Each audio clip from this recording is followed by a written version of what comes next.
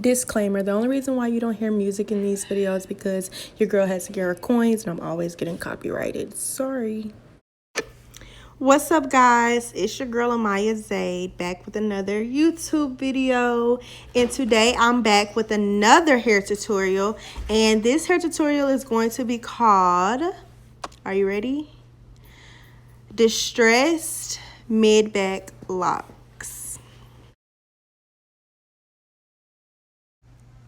Now, as you can see, I am adding the shining gem that I showed earlier in the video to the nape of my client's hair before I get to parting it. And the parts that I will be doing on her hair for these locks are going to be free part, or what people call them circle parts, C parts, whatever you guys prefer to call them.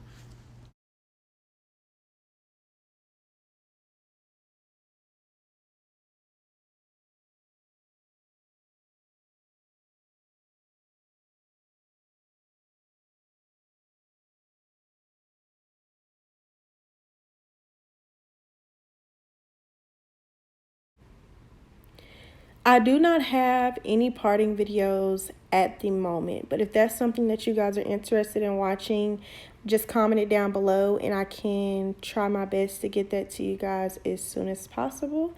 I really enjoy parting hair because it just makes everything so neat. Like I said in my previous videos, if the parts aren't right, the style isn't either. If your foundation, I should say, isn't neat, the style is just a total waste. So with that being said, I want to make sure that if you are doing this style, that you guys are making sure that your parts are very, very neat. You're going back and cleaning them and, you know, making sure it looks good. So as you guys can see, I am doing my basic foundation, which is of course braiding the hair. I always braid my clients' hair before I install locks. I know some people don't braid, but to me, I like to braid so clients can tell where they're cutting their hair, or making sure that they don't cut their hair out in the process of taking it down. So braiding it helps them understand better where their hair is.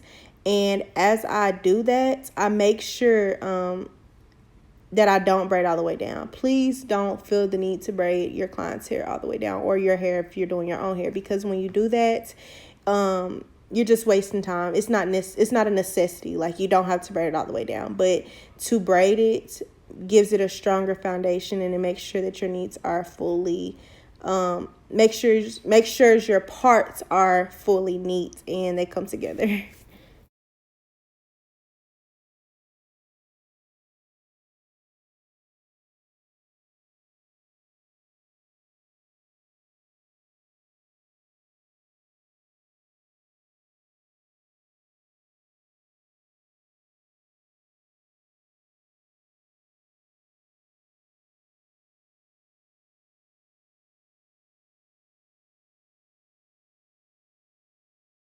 So what I'm about to do now is I am adding my spring twist hair. I'm going to comment the link below of where I purchased my hair from. And the amount of hair that I'm using for each lock is a piece and a half to start off with. So you're only starting off with a piece and a half. And then I add hair in towards the bottom. So what I'm doing now is I'm just wrapping it, and of course I will show a slow motion method, and I can go into full detail with the slow motion method, but this is just for you to get the idea first, and then I can go into full details. But all I'm basically doing is wrapping, and I'm doing the thumb method. A lot of people on my last video told me that they get the thumb method kind of confused, and that's why I wanted to do a better video this time to give it more, to make it more detailed as far as how I do my thumb method. And I slowed it down a little bit in the next clip. I think it's the next clip or the clip after that, to show you guys how to do it properly and to where it won't stress you out, because I promise you it's not that hard. Like, it's really not that hard. If you just pay attention and keep practicing, I promise you'll get it. Because I got it like the first time. So if I got it the first time, I know you guys can get it the first time.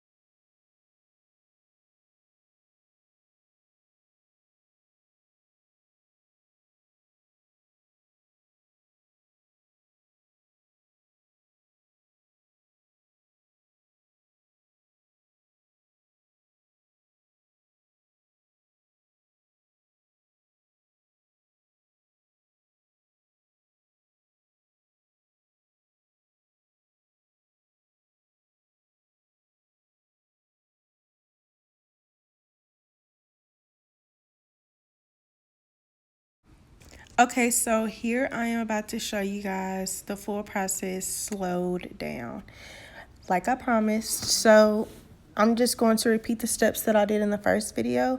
And I'm, of course, using, remember this, so you can get the same size as me. You want to use a piece or a strand and then a half of a strand or a piece. So just a piece and a half, basically. And I'm just going to wrap the root 3 times. 3 to 4 times. It doesn't necessarily really matter, but you want to make sure that the root is secured. So you always just normally wrap that. So neatly wrap the root at least 3 to 4 times. And once you do that, I feel like I'm talking too fast for myself actually. So I'm just gonna wait. But once you wrap that 3 to 4 times, you're going to begin doing the thumb method. So it's up to you when you start the thumb method. I mean, I start like right after I finish wrapping the root because you don't want it to be too neat far down. You want it to be messy all over. So you want to start the thumb method as soon as possible.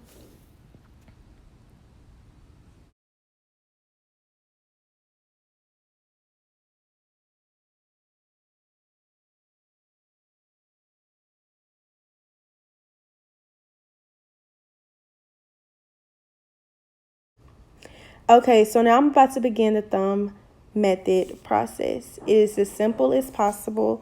All you have to do is spread out the hair that you are wrapping, and you want to take your thumb and put it in between that hair. You don't have to put it in halfway. It can just be a little piece, and you're going to wrap under. Continue to wrap. So basically it's like, it's really hard to explain, but it's so easy once you do it. Like, I just can't really explain it in a good way, but I'm trying my best. So just constantly wrap it. I would say wrap it 3 times. And then once you're about to wrap again, you're going to stick your thumb in between the hair. And once you do that, you're going to constantly wrap. And as you do that, you should have little pieces of hair sticking out of your lock every time.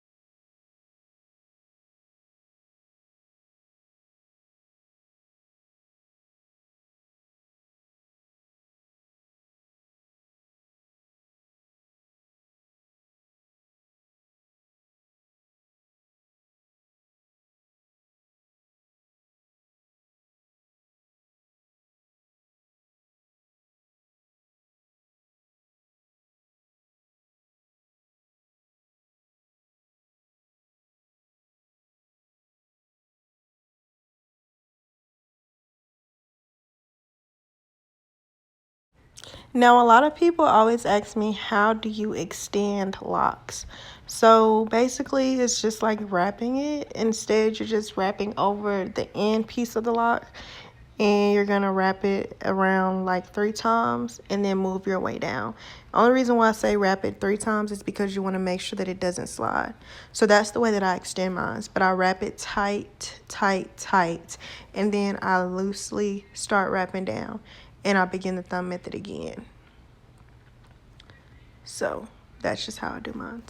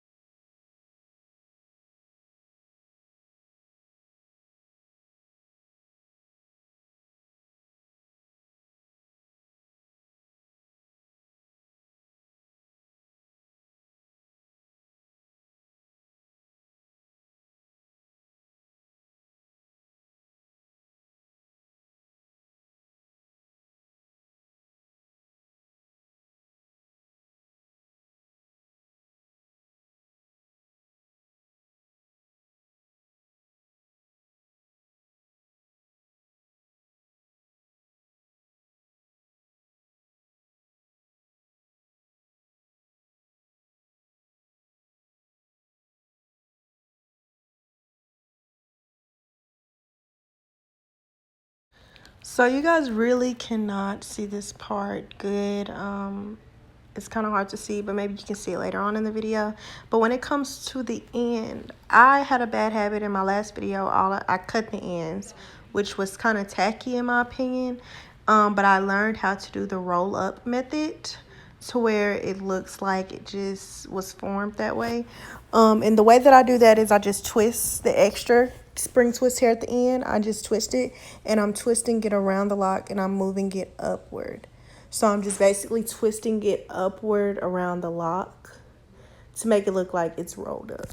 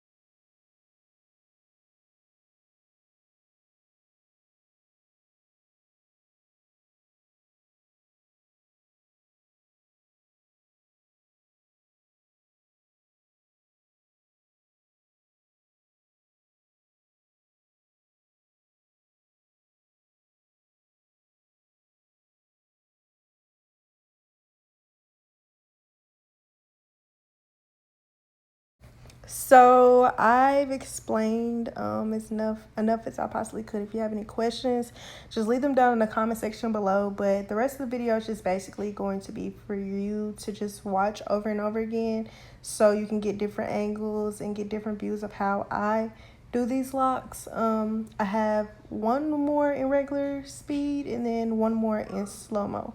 So just enjoy this video. Make sure you like, comment, and if you're new to the channel and you haven't subscribed already, please be sure to subscribe. I thank you all so much for giving me the opportunity to show you guys what I do and what I love best, which is hair. Of course, I always say that, but yeah, I'm done talking. I don't want to talk you guys' head off. I hope you guys enjoy this video. Thanks for watching.